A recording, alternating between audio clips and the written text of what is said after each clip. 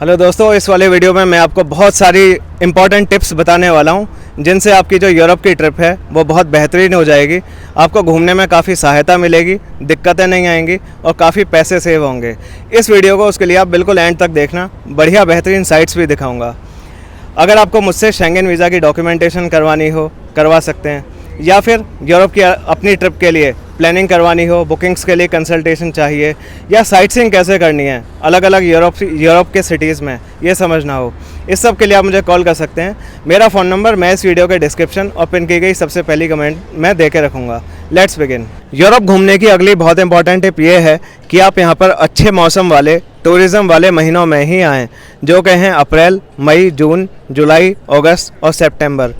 इन महीनों में आपको दिनों की जो लंबाई है वो काफ़ी ज़्यादा मिलेगी और टेम्परेचर बड़ा ही प्लेजेंट होगा, क्योंकि बेमौसम घूमने में बिल्कुल भी मज़ा नहीं आता।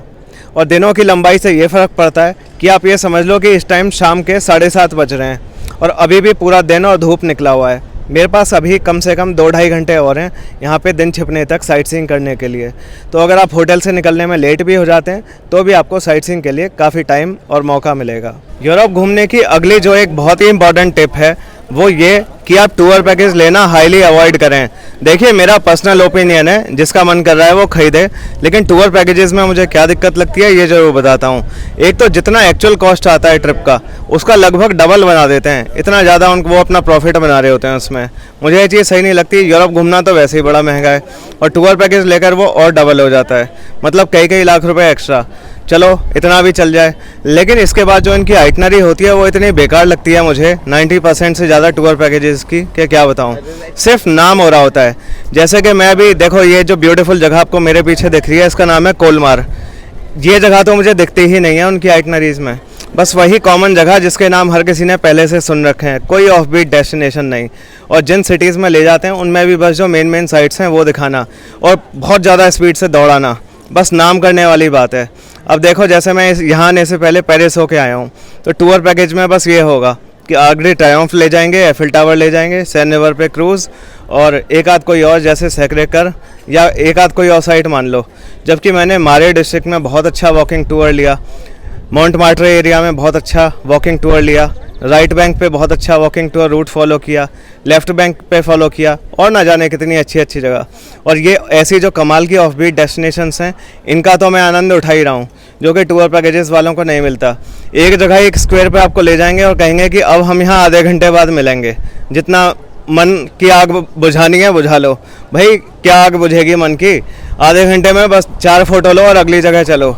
बेसिकली जो मेरी समझ में आया है टूर पैकेजेस का फुल एम ये है कि हम आपको हर जगह नाम कराने के लिए ले जाएंगे, हर जगह आपको 2-2 फोटो 4-4 फोटो खिंचाने का मौका दे देंगे।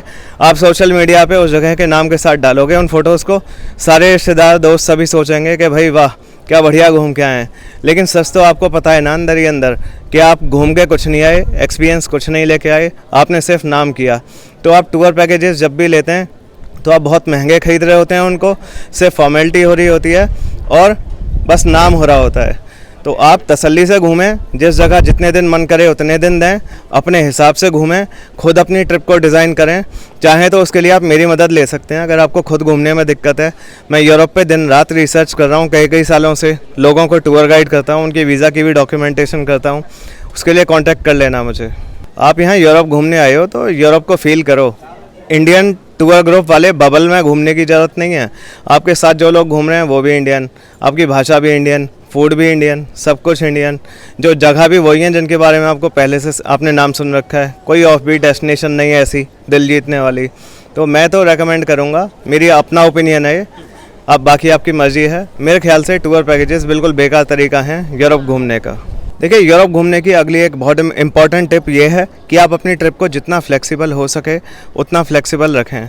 इससे मतलब क्या है कि प्लान कुछ ऐसा बना के रखें कि किसी भी स्टेज पे अगर आपको अपनी ट्रिप कट शॉर्ट करनी पड़े या डेट चेंज करनी पड़े या डेस्टिनेशन बदलनी पड़े तो आपका पैसे का नुकसान कम से कम हो, फ्लेक्सिबिलिटी बनी रहे।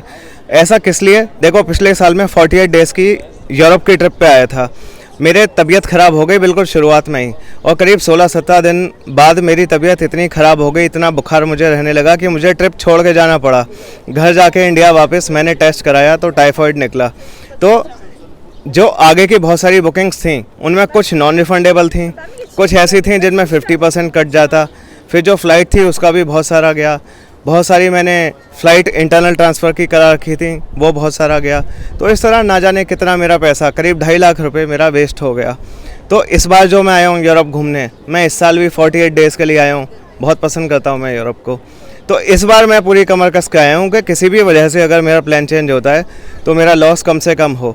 तो वो कैसे किया जाए?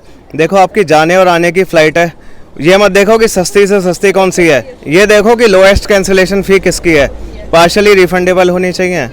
होटल या एयरबीएनबी अपार्टमेंट ऐसे कराओ जिन्हें आप चेक इन से अगर 1 या 2 दिन पहले भी कैंसिल कराते हो तो पैसे का नुकसान कम से कम हो, फ्री कैंसिलेशन हो। भले ही वो 2-4 हज़ार रुपये महंगा आ जाए, लेकिन इससे आपको इतनी मेंटल पीस मिलेगी थ्रू आउट दी ट्रिप कि अगर मैं बोर हो जाता हूँ, वापस जाना पड़े, या घर पे कोई काम आ जाए वापस जाना पड़े, या मैं डेट चेंज कर देता हूँ, तो भी आपको बहुत फ़ायदा होगा। बहुत फ्लेक्सिबिलिटी रहेगी। फिर कई ऐसी ट्रेन वगैरह होती हैं जहाँ पे टिकट आसानी से नहीं मिलती, जैसे गोल्डन पास ट्रेन लाइन या ग्लेशियर एक्सप्रेस या फिर टीजीवी ट्रेन। तो इनकी बुकिंग आप करा के रख लो जो लॉन्ग डिस्टेंस की हैं। लेकिन जो बहुत शॉर्ट डिस्टेंस की ट्रेन्स हैं, जो रीजनल हैं, जैसे कि यहाँ स्ट्रासबर्ग से ये कोलमार आने के लिए आसानी से जाती रहती हैं ट्रेन, तो इसकी पहले से बुकिंग करा के मत रखो। और भी बहुत सारी चीज़ें हैं, बहुत सारे ऐसे म्यूज़ियम हैं जिनका आप, या पासेस हैं जिनका आप सोचोगे कि पहले से ख़रीद के रख लें, उनको मत कराओ ना। जो ऐसा है कि पता नहीं बाद में मिले ना मिले, उन चीज़ों की बुकिंग्स आप करा के रख लो। और जो ऐसा है जो वैसे भी अबंडेंस में है अवेलेबिलिटी जिनकी, उनकी पहले से करा के रखने की ज़रूरत नहीं है। और फ्लाइट होटल तो खासकर फ्री कैंसिलेशन वाले या बहुत ही कम कैंसिलेशन फ़ी वाले आपके होने चाहिए। एक बहुत इंपॉर्टेंट टिप ये है कि जो आप अगर हॉस्टल बुक कर रहे हैं तो उसमें ब्रेकफास्ट इंक्लूडेड हो, इस बात का ध्यान रखें। आपकी ये सरदर्दी बच जाएगी सुबह ही सुबह कुछ खाने की। और अगर आप अपार्टमेंट ले रहे हैं तो उसमें किचन भी हो ताकि आप बना सकें खाना, और वॉशिंग मशीन भी हो ताकि जो कई दिनों के कपड़े इकट्ठे हो गए आप उन्हें धो सकें। तो इस बात का ध्यान रखें। और लोकेशन से तो कभी भी कॉम्प्रोमाइज़ ना करें। लोग ज़रा से पैसे बचाने के लिए बहुत ख़राब लोकेशंस पर अपने होटल या अपार्टमेंट बुक कर लेते हैं। आप बिल्कुल भी ऐसा ना करें। लोकेशन तो प्राइम होनी ही चाहिए, कुछ ऐसी कि सबसे खूबसूरत एरियाज़ वॉकिंग डिस्टेंस पर हों और वो पब्लिक ट्रांसपोर्टेशन से अच्छी कनेक्टेड हो जगह। मेरा अगला एडवाइस है ट्रैवल लाइट। जितना हल्का आप यहाँ पे, जितना कम वजन लेके आप यहाँ घूमोगे उतना आपके हित में है, वरना बार बार बड़े बड़े भारी लगेज उठाना बड़ी दिक्कत करता है। आप बहुत ही हल्का ट्रैवल करें, मज़ा आएगा फिर। और वैसे भी यहाँ चाहे आपको बस लेनी हो या फ़्लाइट लेनी हो, हर जगह एक वेट की लिमिट निर्धारित होती है कि 20 किलो से ज़्यादा नहीं ले जा सकते, 23 से ज़्यादा नहीं ले जा सकते। और आप थोड़ा और ये भी रख लूँ वो भी रख लूँ, इस चक्कर में आपने बना लिया है पूरी अटैची का वज़न 30 किलो। तो हर एक्स्ट्रा केजी के लिए आप बहुत पैसे हर जगह एक्स्ट्रा भरते रहोगे और उसे ढोना एक और अलग नाइटमेयर है। तो बहुत ही हल्का ट्रैवल करें। सही बता रहा हूँ, सारी चीज़ें मिल जाती हैं, बस जो एसेंशियल्स हैं उन्हें आप अपने साथ लेके आएँ। सब कुछ लाने के लालच में ना रहें। यहाँ आकर आपको रियलाइज़ होगा कि ये इतनी सारी चीज़ें तो हमने यूज़ में ही नहीं ली, हम इन्हें बिल्कुल बेकार में लेके आ गए। अब मैं आपको बता रहा हूँ कि वो कौन सी चीज़ें हैं जो आपको अपने साथ ज़रूर लानी चाहिए यूरोप की ट्रिप पे। एक तो आपको पासपोर्ट ऑब्वियसली ज़रूर लाना है, भूल मत जाना। इसके अलावा फ़्लाइट और होटल की जो बुकिंग्स हैं उनके प्रिंट आउट भी निकाल लेना। कई बार फ़ोन डिस्चार्ज हो जाता है तो सही रहेगा कि आपके पास पेपर फॉर्म में भी वो सारी जानकारी है। इसके अलावा आप अपनी ये करेंसी लेकर आना। 50 यूरो एक पर्सन के लिए रोज़ाना के खर्चे के लिए सफिशिएंट है, after paying all the expenses like flight, hotel etcetera. पर पर्सन 50 यूरो काफ़ी होते हैं मेरे एक्सपीरियंस से। फिर आपको अपना फॉरेक्स कार्ड लेके आना है, सही रहेगा। बहुत सारी कंपनी है, किसी का ना मैं बढ़ाई कर रहा ना बुराई कर रहा, खुद ही अपनी मेहनत करके आप पता लगाएं कि कौन सी ऐसी कंपनी है जो अच्छे रेट पे आपको करेंसी दे रही है। फिर जैकेट ज़रूर लेके आएँ। यूरोप आप किसी भी मौसम में आ रहे हों आपको ठंड मिलेगी, तो जैकेट लानी ज़रूरी है। फिर जो आप मेडिसिन आप रेगुलर लेते हैं वो ज़रूर लेकर आएँ। जैकेट लाना अच्छा है, मेडिसिन लाना अच्छा है, क्योंकि वो यहाँ आपको मिलेगी नहीं। फिर ट्रैवल इंश्योरेंस जो आपने कराया था शेंगन वीज़ा एप्लीकेशन के टाइम, उसका भी प्रिंट आउट आप निकाल कर लाएँ। पावर बैंक लेके आएँ, क्योंकि दिन भर के यूज़ के बाद कभी भी फ़ोन डिस्चार्ज हो सकता है। यूनिवर्सल ट्रैवल अडाप्टर ज़रूर लाएँ, क्योंकि आपका जो मोबाइल फ़ोन है वो यहाँ पे उसका जो प्लग होता है वो यहाँ पे काम नहीं करेगा, तो ट्रैवल अडाप्टर लाना बहुत ज़रूरी है। मोबाइल फ़ोन ऑब्वियसली लाना है। फिर अपनी रिसर्च अच्छे से करके आएँ, और जिनको मैं टूर गाइड करता हूँ उनको मैं मैप्स ज़रूर प्रोवाइड करता हूँ। वॉकिंग टूर्स के, सिटी के बहुत यूज़फुल होते हैं, आप उनको ज़रूर लाएँ। इसके अलावा एक इलेक्ट्रिक केटल होती है, वो ज़रूर लाएँ, क्योंकि पानी गर्म करने के बहुत काम आएगी। वैसे इनके पास भी होती है, पर आप अपनी भी लेके आ जाएँ। यूरोप घूमने के लिए एक बहुत इंपॉर्टेंट टिप ये है कि आप इंडियन खाना ढूंढने में अपना टाइम और पैसा बिल्कुल वेस्ट ना करें। आप सोचते हो कि इंडियन फूड जो है वो आपको यहाँ बढ़िया मिल जाए तो मज़ा आ जाए। भाई कुछ दिन के लिए आए हो, जो यहाँ का खाना है उसी से ही काम चला लो। इंडियन फूड यहाँ के खाने से भी ज़्यादा महंगा मिलता है, और ऐसा तो है नहीं कि लाइन से दुकानें लगी हुई हैं। पहले आप उसे ढूंढोगे, वहाँ तक जाने के लिए नेसेसरी आप बहुत सारा पैदल चलोगे। इस सब में आपका बहुत सारा कीमती टाइम बर्बाद होगा उसे ढूंढने में, और फिर अच्छा खासा वो महंगा भी मिलना है। तो यहीं का जो फूड है कुछ दिन की बात है, आप उसी को ट्राई करो। और अगर आप वेजिटेरियन हो तो कोई दिक्कत की बात नहीं है, इनके काफ़ी अच्छे ऑप्शन होते हैं वेजिटेरियन में भी। इन्हीं के फूड जो अच्छे वाले होते हैं, जैसे पास्ता, पिज़्ज़ा, उनमें वेजिटेरियन डिशेस के लिए बोल दो ना, उनको कह दो कि हमें वेजिटेरियन फूड चाहिए। या जो इनके वैसे रेगुलर फूड आइटम्स हैं उनमें से बस मीट वाली जो चीज़ें हैं उन्हें ना डालने के लिए कहना, तो हो गया आपका वो फूड तैयार। तो जो रेस्टोरेंट आपको पास में पड़े, कन्वीनियंट लगे, वहाँ पे खाना खाओ। इंडियन खाना ढूंढने में बिल्कुल भी टाइम वेस्ट मत करो। यूरोप घूमने के लिए अगली इंपॉर्टेंट टिप ये है कि आप जब भी यहाँ पे किसी रेस्टोरेंट में जाएं तो उनका जो वॉशरूम है, टॉयलेट है, उसे ज़रूर यूज़ करें, वरना आपको वॉशरूम ढूंढने में टाइम भी ख़राब होगा, और जहाँ पे पेड यूरिनल होगा वहाँ पे पैसे भी अलग से खर्च होंगे। कुछ सिटी जैसे कि वेनिस, उनमें तो ये पब्लिक टॉयलेट जो हैं बहुत ही महंगे होते हैं, तो आपका वो खर्चा बार बार बचेगा। अगर आपने जब भी कुछ भी, चाहे कॉफ़ी ली हो, उनके टॉयलेट को ज़रूर आपको यूज़ करना चाहिए। आप मेरे पीछे इस टाइम देख रहे हो national Holocaust museum Amsterdam city में लोकेटेड। तो यूरोप घूमने की अगली इंपॉर्टेंट टिप है मेरी कि आप म्यूज़ियम्स को देखने में बिल्कुल भी टाइम ख़राब ना करें। इनके चक्कर में ही मत पड़ो, साइड से इन्हें इग्नोर करो बिल्कुल। इनके अंदर जाने के लिए पैसे भी अच्छे खासे लगते हैं, और फिर जाके आप अपना कीमती टाइम खो के आ जाते हो। मान लो मैं इसके अंदर चला जाता हूँ, तो अगर मैं जल्दी निकलूं तो मुझे लगेगा कि पैसे वेस्ट हो गए, और अगर टाइम लगाता हूं चीज़ों को समझने के लिए तो ढंग से तो समझ आएंगे नहीं उतनी, क्योंकि हम उस चीज़ को लेके पैशन तो रखते नहीं है। आर्ट की हमें कोई इतनी ज़्यादा समझ है नहीं, तो हमारा कीमती टाइम भी जाता है और पैसे भी जाते हैं। तो बेस्ट यही है कि म्यूज़ियम आप अंदर जाके पूरा उन्हें देखने में टाइम ख़राब बिल्कुल ना करें। यूरोप घूमने की एक इम्पॉर्टेंट टिप ये है कि आप म्यूज़ियम बिल्कुल ना देखें, उनमें टाइम ख़राब होता है। लेकिन म्यूज़ियम देखने के लिए, उसके जो एक्सटीरियर है उसे देखने के लिए आप ज़रूर आएँ। जैसे कि ये डच रेजिस्टेंस म्यूज़ियम है एम्स्टर्डम सिटी में। मेरा कोई ख़ास इंटरेस्ट नहीं है कि मैं इसके अंदर जाऊं, पैसे खर्च करूं, कीमती टाइम खर्च करूं, लेकिन यहां आने के बहाने मैं कई ऐसी जगहों को देख पाया जो अदरवाइज़ मैं कभी ना जा पाता, और मैंने उन्हें काफ़ी इन्जॉय करा। तो आप म्यूज़ियम अंदर जाके टाइम ख़राब ना करें, लेकिन उन्हें देखने के बहाने आप आएँ ज़रूर, बहुत कुछ देखने को मिलेगा। यूरोप घूमने की अगली इंपॉर्टेंट टिप ये है कि जब भी आप कोई सीनिक रूट वाली जर्नी लें, जैसे कि मैं इस टाइम इंटरलाकन से मॉन्टेक्स जाने के लिए गोल्डन पास ट्रेन की जर्नी ले रहा हूँ, तो आप पहले ये ज़रूर चेक कर लें इंटरनेट से या मुझसे पूछ के या किसी और एक्सपर्ट से कि ज़्यादा अच्छे व्यूज़ किस साइड हैं, राइट साइड पर हैं कि लेफ़्ट साइड पर हैं। उससे क्या है, आपको बहुत हेल्प मिलेगी, वरना पता चला कि आप जिस साइड बैठे हो उस साइड व्यूज़ हैं ही नहीं और सारे व्यूज़ दूसरी साइड हैं, और फिर आपको झांकना पड़ रहा है। यूरोप घूमने की अगली इंपॉर्टेंट टिप ये है कि अगर आप हॉस्टल ऑप्ट कर रहे हैं तो हॉस्टल में आप नीचे वाले बेड को लें। जो उनकी ऐप होती है उस पर रिक्वेस्ट भेज दें, या फिर जब आप चेक इन कर रहे हो उस टाइम उनके रिसेप्शन पे कह दें कि मुझे नीचे वाला बंक बेड देना। नीचे वाले बंक बेड के बहुत फ़ायदे हैं। सारा सामान आपके क्योंकि साइड में होगा तो बार बार चढ़ने उतरने की ज़रूरत नहीं। अपनी सीट पर, अपने बेड पर बैठे बैठे आप सारे सामान को निकाल सकते हैं, रख सकते हैं। बहुत ही कन्वीनियंट होता है। जब आप लोअर बंक बेड यूज़ करोगे तो आपको ये बात समझ आएगी, ऊपर वाले में बड़ी दिक्कत होती है। यूरोप घूमने की अगली बहुत इंपॉर्टेंट टिप ये है कि आप अपनी एनर्जी, ताकत ज़्यादा से ज़्यादा बचा कर रखें। इंडिया घूमने का हिसाब तो है अलग, वहाँ आपके होटल के गेट पे आ जाता है कैब ड्राइवर और वो आपको पॉइंट टू पॉइंट छोड़ता रहता है, आप बिल्कुल भी नहीं थकते। लेकिन यहाँ पे जितनी भी देखने लायक खूबसूरत जगहें अधिकतर बिल्कुल पेडेस्ट्रियन फ्रेंडली एरिया में हैं, वहाँ पे मोटराइज्ड व्हीकल अलाउ ही नहीं होते। तो यहाँ साइट सीइंग के लिए सबसे अच्छा और एकमात्र तरीका है पैदल चलना। तो आपको यहाँ पैदल चलने, साइट्स देखने में ही इतना ज़्यादा, वॉकिंग टूर करने में ही इतनी ज़्यादा थकान हो जाएगी कि जहाँ जहाँ एनर्जी बच सकती है वहाँ वहाँ बचाएँ। सिटी में जो पब्लिक का ट्रांसपोर्टेशन है, चाहे वो मेट्रो का हो, बस का या ट्रैम का, उसे ज़्यादा से ज़्यादा लें। और जो टावर्स होते हैं जिनमें एलिवेटर नहीं है व्यूज़ देखने के लिए, उनमें चढ़ना आप अवॉइड करें। और भी कई तरीके हैं जहाँ पे एनर्जी वेस्ट होती है, उसे आप बचाएं। एक इम्पॉर्टेंट टिप ये है कि आपको जैसे एक सिटी से दूसरे सिटी जाने की ट्रेन की टिकट खरीदनी है तो बजाय लाइन में लग के टिकट खरीदने के, वहीं पे बहुत सारी मशीनें रखी होती हैं टिकट खरीदने की, उनसे ले लो, बहुत टाइम बचता है। यूरोप ट्रिप सस्ती करने के लिए जो दूसरा एडवाइस है वो है कि आप फ्लाइट जितना एडवांस में करा लेंगे उतना ज़्यादा अच्छा आपके लिए रहेगा। वैसे तो ये बात सभी को मालूम है, लेकिन आपको पॉपुलर रूट्स पता होने चाहिए जहाँ पे आपको इन कंपैरिजन थोड़ी सस्ती फ्लाइट है।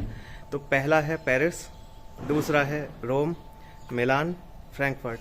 अगर आप अपना यूरोप में एंट्री या एग्ज़िट अगर आप इन सिटीज़ से रख रहे हो तो इन कंपैरिजन टू जो ज़्यादा ऑफ बीट सिटीज़ हैं इंडिया के लिए, उनके मुकाबले आपको ज़्यादा सस्ती फ़्लाइट मिल जाएगी। मेरी अगली सजेशन है कि आप बहुत ज़्यादा यूरोज़ लेकर ना आएँ, ना तो कैश में ना ही कार्ड में, क्योंकि आपको एक सटीक अंदाज़ा होना चाहिए कि लगभग कितने यूरो लगेंगे। आप चाहो तो मुझसे भी पूछ सकते हो, मेरे को आइडिया है, काफ़ी घुमा हूँ।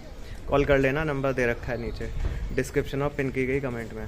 हाँ, तो मान लो आप बहुत सारे यूरोज़ ले आए, या तो कैश में या कार्ड में, और आपके एग्जांपल के लिए 1000 यूरोज़ बच गए, तो अब इंडिया आके तो वो किसी काम के नहीं हैं, तो आपको बेचने पड़ेंगे। तो देखो, जब आपने यूरोप आने से पहले ख़रीदे थे वो, तब तो जो मार्केट का प्रीवेलेंट रेट था, लाइव रेट, आपने उससे ऊपर ज़्यादा पैसे प्रीमियम देकर महंगे में वो ख़रीदे थे, और अब जो बच गए अब आपको वो मार्केट रेट से कम में बेचने पड़ेंगे। ये बिल्कुल गोल्ड वाला हिसाब है कि खरीदते हो आप इसे मार्केट रेट से ऊपर और बेचते हो आप इसे मार्केट रेट से नीचे। तो इसीलिए आप एक सटीक अंदाज़ा रखें कि लगभग कितना लगने वाला है, उसका 10% 15% एक्स्ट्रा लेके आएँ, लेकिन बहुत ज़्यादा सेफ प्ले करने के चक्कर में यूरोज़ ना लाएं, बहुत ज़्यादा लाने की ज़रूरत नहीं है। देखिए, यूरोप सस्ता घूमने के लिए अगला एक इम्पॉर्टेंट पॉइंट ये है कि आप अपनी ट्रिप को लंबा रखें, एज़ लॉन्ग एज़ पॉसिबल। जितनी लंबी होगी उतना अच्छा रहेगा। उससे क्या फ़ायदे हैं, देखो, मान लो आपकी ट्रिप सिर्फ 1 दिन की है, वैसे कोई करता नहीं, बस समझाने के लिए कह रहा हूँ। मान लो आपकी ट्रिप 1 दिन की है, तो आपने इंडिया से यूरोप जाने की फ़्लाइट कराई, आने की फ़्लाइट कराई, वीज़ा का खर्चा किया, और भी बहुत सारे खर्चे किए, और मान लो कि एग्जाम्पल के लिए 1 लाख रुपया खर्चा हो गया एग्जाम्पल के लिए, और ट्रिप कितनी रही 1 दिन की, तो 1 दिन का खर्चा आया 1 लाख। अब मान लो आपकी ट्रिप 2 दिन की होती, तो मान लो 10,000 रुपये आपके 1 दिन रहने, होटल, खाने, इस सब में खर्च हो गए, तो 2 दिन की ट्रिप हो गई 1,10,000 की। अब मान लो आपकी ट्रिप 3 दिन की है, तो 10,000 और जोड़ दो, तो 1,20,000। तो जहाँ 1 दिन की ट्रिप 1 लाख एवरेज कॉस्ट था 1 दिन का, तो 3 दिन की ट्रिप पे 40,000 आ गया। अब चौथे दिन का भी 10,000 जोड़ दो, अगर 4 दिन की ट्रिप है, तो अब 1,30,000 हो गया। तो आपकी ट्रिप करीब 35,000 के आसपास, कुछ 37 समथिंग कुछ ऐसे हो गई। तो कहने का मतलब ये है कि आप फ़्लाइट का कॉस्ट, वीज़ा का कॉस्ट और बहुत सारे छोटे मोटे खर्चे, ये तो आपके फ़िक्स हैं, चाहे आप 1 दिन के लिए जाओ या अनेक दिन के लिए जाओ। तो जितना आपकी कैपेसिटी हो, आप उतनी लंबी ट्रिप रखो। मेरी अगली सजेशन है कि आप एक यूरोप ट्रिप पे एक ही कंट्री को देखने आएँ। मतलब कि एक ट्रिप पे आप खाली या तो इटली घूमें, या खाली स्विट्ज़रलैंड घूमें, या खाली स्पेन घूमें, या खाली जर्मनी घूमें। आप trip of a life time वाला हिसाब मत रखो कि ज़िंदगी में बस एक ही बार आना है, तो इस बार ही सब कुछ देख लेना है। इससे फ़ायदा ये होगा कि अगर आपका कंट्री बस एक ही होगा, तो कंट्री हैं छोटे छोटे, तो आपको एक सिटी से दूसरे सिटी जाने के लिए या तो ढेर सारी बस मिल जाएंगी सस्ती सी, या ट्रेन जाती हैं। अच्छा, यहाँ पे नेटवर्क है ट्रेन्स का, तो ट्रेन आपकी सस्ती, बस ले रहे हो तो बस सस्ती।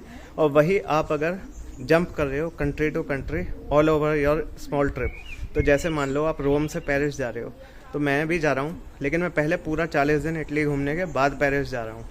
आप शायद 15 दिन की ट्रिप में ही 4-5 बड़े बड़े जंप मार दो। तो मैंने रोम से पेरिस की फ़्लाइट कराई है, वो मुझे 22,000 की पड़ी, और करीब मैंने 70 दिन पहले कराई थी, और जब मैंने कराई उसके 7 दिन बाद देखा तो वही मुझे 34,000 की दिख रही थी।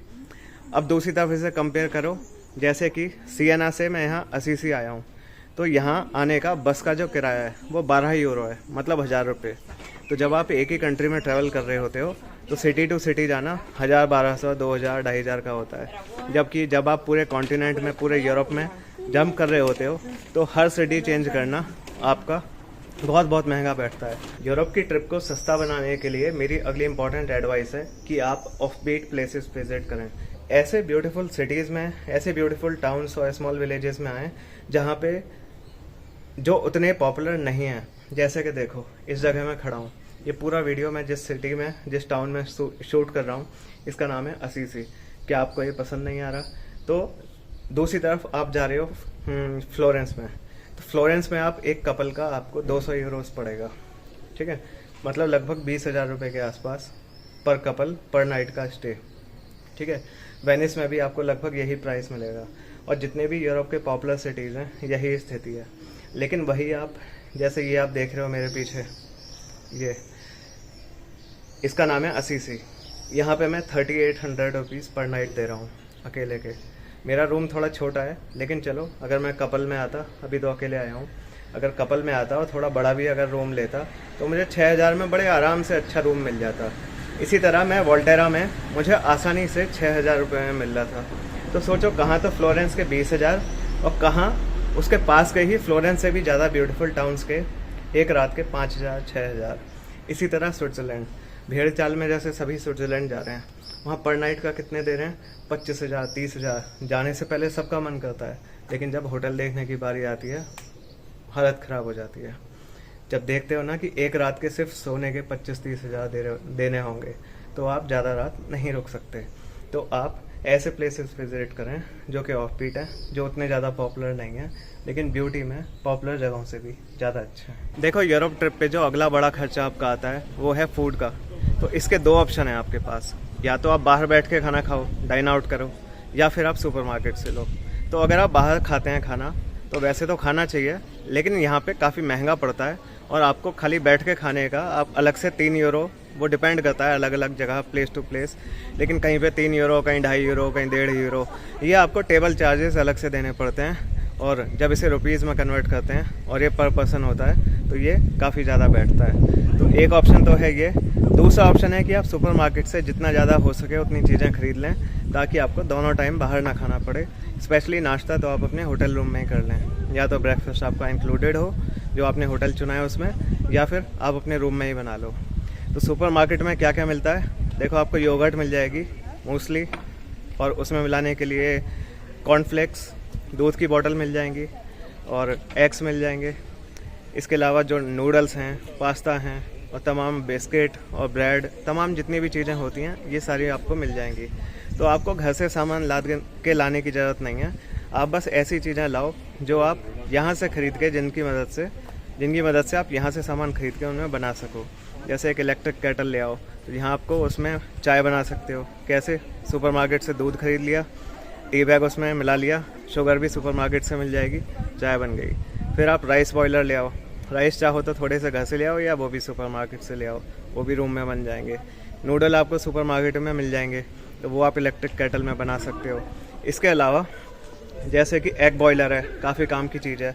हर सुपरमार्केट में, जैसे इटली में एलिमेंट्री बोलते हैं सुपरमार्केट को, तो जो एग्स हैं वो आप एग बॉयलर में लगाओ, 5 मिनट या 7 मिनट के अंदर आपके एग बॉयल होकर रेडी, रूम में बैठ के खा लो। और आखिरी सजेशन ये है कि जो कंट्रीज सबसे ज़्यादा महंगे हैं, जैसे कि स्विट्ज़रलैंड, नॉर्वे, अगर उतना ज़्यादा मन नहीं है तो उन्हें अवॉइड करें, और सस्ते जो कंट्रीज़ हैं या जो मीडियम लेवल के महंगे कंट्रीज़ हैं उनमें जाना प्लान करें। जैसे ईस्टर्न यूरोप सस्ता है। इसके अलावा जो आप ये महा ब्यूटीफुल इटली आप मेरे पीछे देख रहे हो, ये मीडियम लेवल का महंगा है। कुछ सिटीज़ जैसे वेनिस, फ्लोरेंस, ये महंगे हैं, तो कई सिटीज़ बहुत सस्ते भी हैं, स्पेशली ऑफ बीट जो प्लेसेस हैं, जो भी उतने ज़्यादा पॉपुलर नहीं हैं।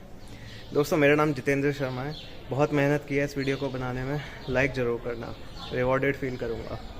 और अगर आपको शेंगेन वीज़ा की डॉक्यूमेंटेशन करवानी हो तो आप मुझे बता देना, मैं कर दूंगा। बहुत लोगों के वीज़ा लगवा चुका हूँ। अपने चैनल के यूट्यूब चैनल के कम्युनिटी पेज पर रेगुलर अपलोड करता रहता हूँ लोगों के वीज़ा। और अगर कैसे घूमना है यूरोप, ये आपको मेरे से हेल्प चाहिए, टोटल गाइडेंस आपको चाहिए, तो वो भी मैं प्रोवाइड करता हूँ, मैं कर दूँगा। मुझे कांटेक्ट करने के लिंक नीचे डिस्क्रिप्शन और पिन की गई कमेंट में लिखे हुए हैं मैंने। Thanks for joining me.